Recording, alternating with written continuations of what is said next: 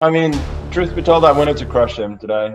And then white gives Rook e7 check, and after king f8, basically white just steps away with the rook and checkmate is coming. So the rivalry between Magnus Carlsen and Alireza Firouzja continues in 2021, and today we'll briefly look at how this rivalry actually started and why both these players actually love crushing each other. It all started in 2019, the World Rapid and Blitz Championships. The World Rapid, Alireza came second, right behind Magnus Carlsen himself. You can see clearly how he played some amazing chess, defeating Sergei Karyakin, drawing against Anish Kiri, and some amazing results, defeating Mamedyarov in the last round. His great form continued into the Blitz matches, where he defeated Hikaru Nakamura and many other top players to face off against Magnus Carlsen to what could have been the decider to the champion of the World Blitz in 2019. But in the end, being 3 pawns up, Alireza simply dropped his king, and while he was adjusting it, he lost on time and he was very frustrated about it. There was a huge controversy. There was a formal complaint against Magnus Carlsen by Alireza that he was trying to distract him during the Blitz game, but in the end the round was delayed by half an hour. There was a huge controversy. Final result by the arbiters was that Magnus Carlsen had lawfully won the game, but of course there was some huge tension between these two players since then. Literally a month later, they faced off against each other in the Tata Steel 2020 Championship, and of course this was the chance for Magnus to prove himself that he is the better player, he is the world champion, and he did that very effectively by convincingly crushing Alireza with the black pieces. The next stop was the Banter Blitz Cup hosted by Chess24. Both these players managed to reach the finals and face off against each other, and the finale was a spectacular affair. So fucking slow. Wow.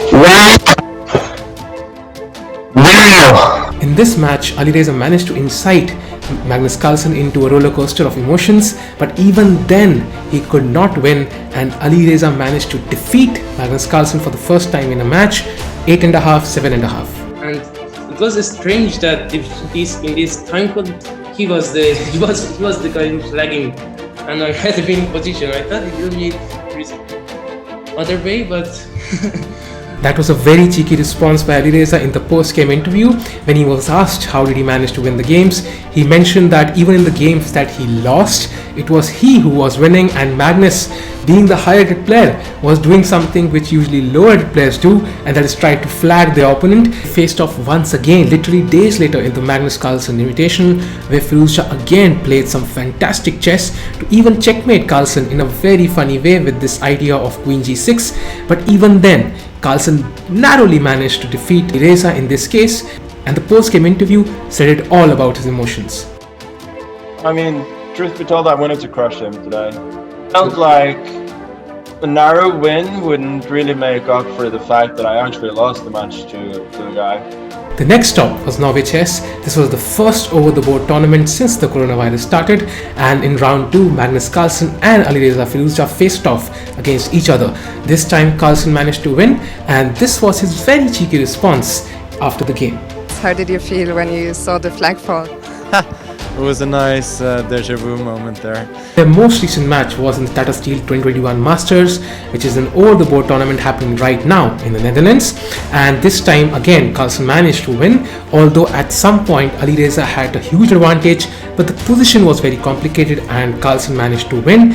But you can clearly see Alireza is ranked 18th in the world right now, and Carlsen is number 1, and there are not many players separating the two. So definitely this is going to be a rivalry which is going to grow more and more intense in the near and the distant future, and we're looking forward to many of these matches. Is Firouzja the toughest challenge Carlsen has faced until now, and will Firouzja be the one to dethrone Magnus from his crown of world champion? Do let us know in the comments.